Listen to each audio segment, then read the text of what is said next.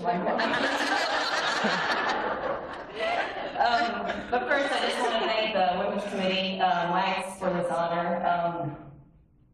I never achieved or received honors, but I realized through the years when I have that I really truly appreciate them, especially in a room where I know a lot of people and people that I look up to as well. So let me just catch my breath before we get going here. I gotta tell a funny story or something for breakfast. But I do have one. Since Danson's here, I don't know if I've ever spoken in front of you before. Can you remember what I had? When you flew. Okay, that's the story I finished. Brought it up. So I was a senior in college. My major was communication, so and it was in the spring. So I had the blue and white football game and this big event at the Dean Dome, which is our basketball arena at North Carolina. And the Dean Smith was there, the AD was there, and so there were different people from the school, different topics. And I happened to be the student athlete perspective, so I was sharing my story as a student athlete. So for all the people that do know me, I don't like to speak very much in public. I'd rather just, do my work and get it done. So I'm like, okay, I can do this. Back then, I had a page and I wrote my whole speech out. This, not so organized. So I'm like, okay, get through it. And I was so nervous for this. And I remember sitting at the stage before going up, I'm like, okay, I can do this. So I get there and I'm reading it, and I literally have like 3 sentences left. But I suddenly started to hear myself inside my head. I'm like, oh God. So I'm like, I can do this, I can do this. I can do it. So I tried the best I could. I fainted. But I think in the process of me fainting, everyone out there knew it. I think they could see my face go white, and eventually I fell. But the greatest part, there's always a silver lining to everything. Dean Smith caught me. And besides being so embarrassed, sitting down on the ground, I don't know how long I was out, it seemed like years, but I got up, and then they put me back in the chair, and everyone was clapping, and I was like, oh God, this is great. So I'm sitting there in front of everyone, and I just fainted it. Then I had a dress on, so who knows what so some nice person, I wish I remember who it was, tapped my shoulder and was like, do you want to come, to the side? I was like, yes. So the person walks me over, and as I'm walking over, the whole place gives me a standing ovation. I'm like, are you serious? So needless to say, I've got a bit better. If I faint, Mandy, you have a bag? I got you. Okay. You can take a picture while it happens. Probably. So that's my first speech. And it took me a long time after that to give another speech. I do remember the next one I gave, and I was successful and hopefully made a better impact than the first time. But I want to talk, I have a couple different things. I was trying to think about what do you guys want to hear? And a lot of times people want to hear stories. They want to hear some of the stuff that they never saw, or want to hear just little tidbits of that. So I do want to share some stories with you today. I'm going to talk about some people in the room here because it's friends and it's fun. And then in the end, hopefully wrap up with really what the game's given me. So I do want to recognize some people here. Maz is right in front of me. Kimmy Maz is right there. Cameron Dyer, always last name. But we played together, and she's always put a smile on my face. Michelle's here. Hi, Lil. I love you, Lil. And then obviously you guys know her. She's great. I think I do want to share 2 quick stories about Michelle. In '95 in the World Cup, when we weren't successful winning, I think in the end a lot of us, Michelle was Michelle, and I think a lot of us thought Michelle could do it for us in that '95 World Cup. And I think we were short as a team and not to give more of what we could at that time. But I think it shows what an amazing player and person she was, the impact she had on us. Then thinking even through a concussion and all that, we expected her to win the World Cup for us, so sorry we didn't help with that aspect. But I also want to share the 91 World Cup, the goal she scored to win. Karen scored all the other goals, and then Michelle scored the winning goal that day. And I remember watching it. I mean, I played behind Karen my career, which I'll talk about that. But I remember watching Michelle score that goal. And if you guys seen highlights, hopefully you had it somewhere. She scores with her right foot. I would have scored with my left, because the ball was right there on my left. But she scores. She runs around the ball and she passes the net. And she was probably 5 yards. 6 yards. She has no idea. Are you saying I don't have a left foot, or what? No,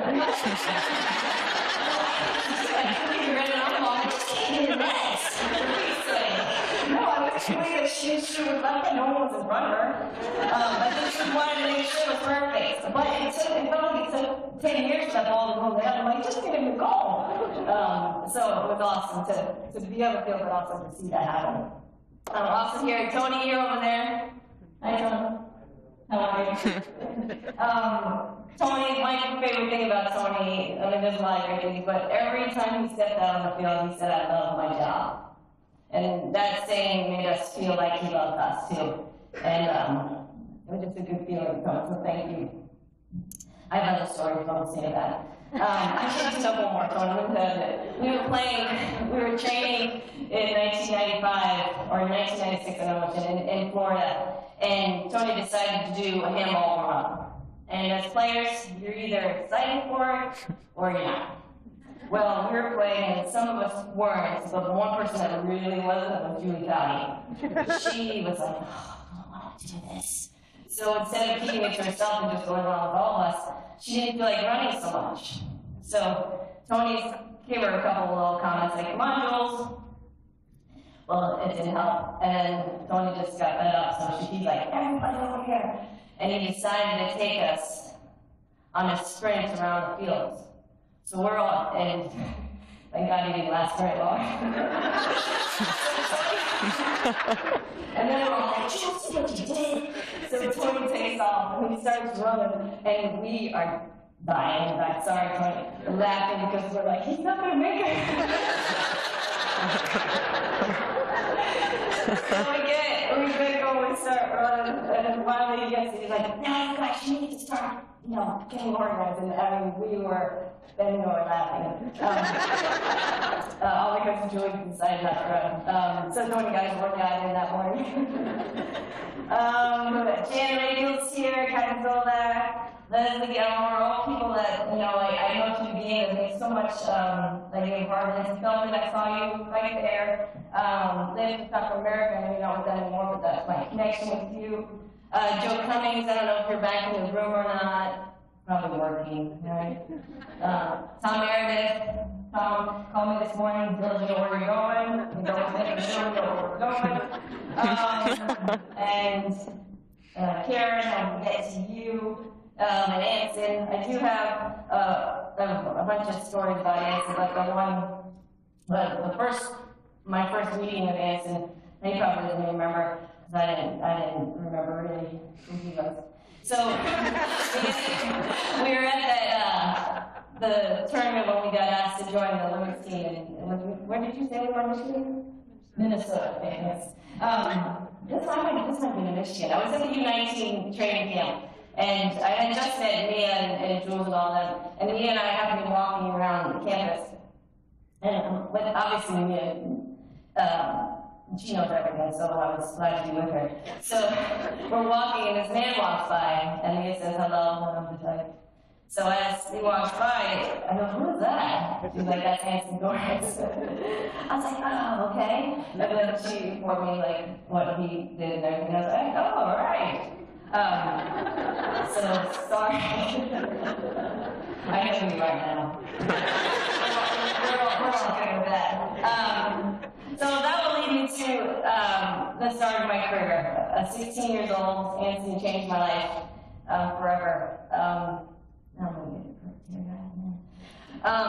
But it changed my life forever, and I hope in the same process I changed a lot of lives. I've had such an amazing career that started at such a young age. that I am so, so grateful for. And I think I'll touch a little bit on the early years, you know, with some of the girls in the room with me now. You know, we didn't get together very much. You know, so a lot of our time was spent training on our own and thinking of ways to figure out how we're going to do this, how are we going to stay fit and compete on the national team. The other girls, I was 16, so Michelle, Karen, Nash, you guys are so old, 23, 24, right? I thought you guys were ancient. So not. So we spent a lot of time doing all the work on our own and making sure that we were ready to meet with our team and compete. And I remember I grew up in Wilton, Connecticut, and I'd go into my high school, my field house, big field house. I put on my Walkman.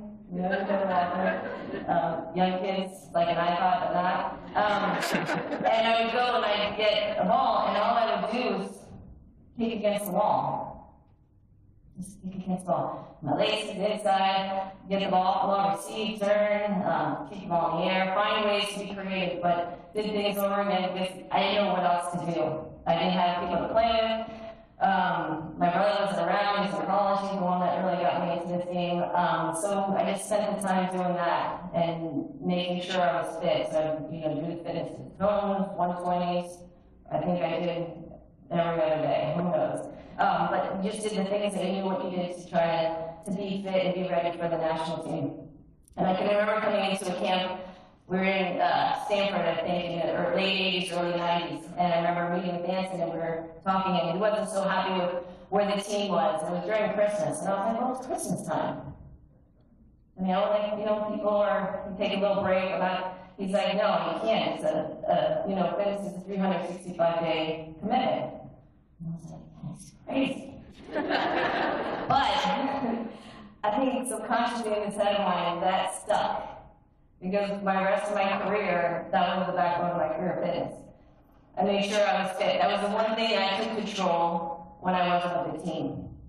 I made sure that I passed every single fitness test we had. I made sure I put my work in it, and I made sure I got it done. And I think subconsciously that was from you, Anson, as well. And I can recall one time that I didn't pass the fitness, and I was devastated. And I think for me, it was something that was personal. So I just made sure it was a part of my life. And that early, you know, lesson really set that tone. And I was fortunate to be able to have a long career, and I think that was a big part of that. Now we just run through a couple of moments in my career that I felt were pretty special. Some off the field, some on. In 1998, we were in Brazil. Tony was coaching us, and it was, once I stepped on the field, I was going to break the CAPS record. I think it was 152, highest score, I think, from Norway held it. So we were in the locker room, and Tony did a nice spiel, very nice words to me. And then the team presented me with a bracelet they had given me, which was really nice as well. But the coolest part of the whole thing was that the team all gave me a standing ovation. And I was like, wow, you know, your peers are recognizing you for something, and that was special. So that was a moment for me that I will remember always. The next moment was in the 96 Olympics. After we won, this one is special. We were all standing behind the podium. I don't know if you guys remember. And we were holding hands, and we couldn't hear anything. So when they announced us, it was like we all just kind of stood there. We didn't stand on the podium. We're like, what did we go up? We all were like looking at each other. And then we finally stood up there, and I remember standing on that podium, you know, holding our hands with our hands up, and I was like, this is the moment, you know, standing with so many great friends for the first time and winning a gold medal. And that was really special for me. Another moment I'd like to share, 1999 World Cup. This is off the field. Before the final, we didn't have time to warm up on the field because Brazil and somebody were playing a third place game. Brazil, Norway. So they went into overtime, so we didn't have time to step on the field. So we were all at the Rose Bowl, you know, trying to warm up, and it was the worst place to try to do that. It was cement, so we were sliding this, and I was so nervous. I mean, I get nervous before every game, but I was really nervous.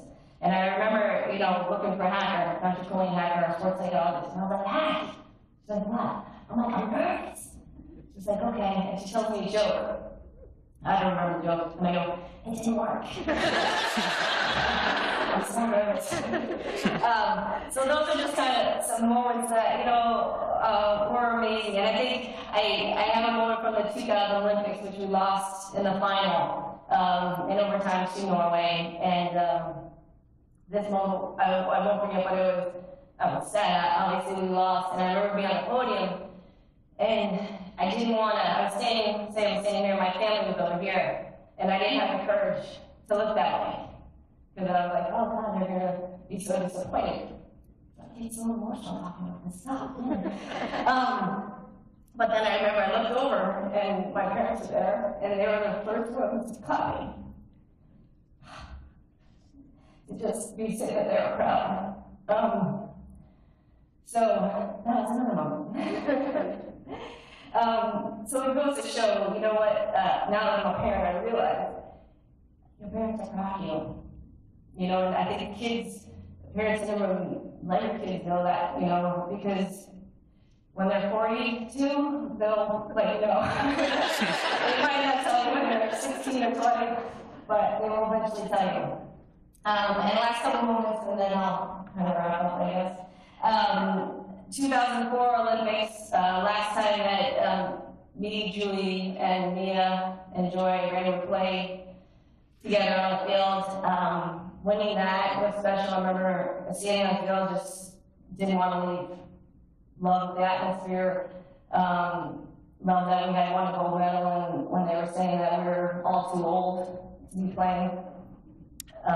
We were 33, so that was a special moment. And then the last moment for me on a field moment was in 2007, the World Cup, playing the third place game against Norway. Couldn't score a goal, but my life depended on it, but I was trying. Greg Ryan subbed me off with a little time left, and I received a nice round of applause from the fans there and my teammates, so that was really special. Okay, so I gotta get through that. So a couple more things. I want to talk about Karen real quick. The introduction was really sweet and makes me think about the days we had. And I did play behind Karen for, I don't know how many years, so many years. And I would catch myself sometimes, because Karen would do things with the ball that no one could. She could cut the ball in front of you, and you're a defender, and you think you can get it, but she cut again, and you never could. So I tended to watch a lot.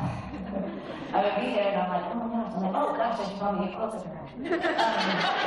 So I used to just watch, because I was so amazed by what she could do. And then there was a time, Karen, and there was always times players were like, oh, I stink, I'm not playing well. And Karen one time was talking before we were going out to when we won in Florida in 95, 96, I don't know. And she was like, well, I stink, I'm like, I feel a little right to go out there. So somehow I get 1v1s to big goals with Karen. Yeah. So the game ended 5-1. I remember this, 5-1 Karen, and I was like, you don't stink. I think you do just fine. So many great things. And I was in a wedding, and I was nervous walking down the aisle, but that was my first aisle I think I ever walked out. I was nervous for that, but so grateful to be part of so many great things with you and your family. And then lastly, the game of soccer. I think we're all here because we love the game. And I think the game has given me so much. I think the one thing it has given me is relationships. People in the room that I know that I've talked about, the game has given me this. If I didn't play soccer, I don't think I would have the relationships that you have. Go back from so many different people. Mia, Tish, and I went to North Carolina together, playing on the national team together, now we're doing camps together. We needed an excuse to see each other. And try to make a difference in young people's lives on the field. Tracy Bates-Neal, she's the coach at Northeastern now, and she called me one day and was like, do you think you could come talk to the team? And I was like, sure. And I got a Starbucks out of it, so that was sweet. I'm going to go see Karen at the Naval Academy in a couple weeks to do something with her. So this game has given me the connections, it's given me life, it's given me love, and I'm so very grateful for all the people that I've met, but I think for all the people that have impacted my life. I mean, I have my family, friends that were there to support me throughout my career, but for all those people that I don't see all the time, that have touched my life through the game somehow, I am forever grateful, because I'm standing here because of little bits and pieces of everybody. And I think if we all think about what we're trying to do in the game of soccer and in life, you do make an impact. Every single day you make an impact on someone.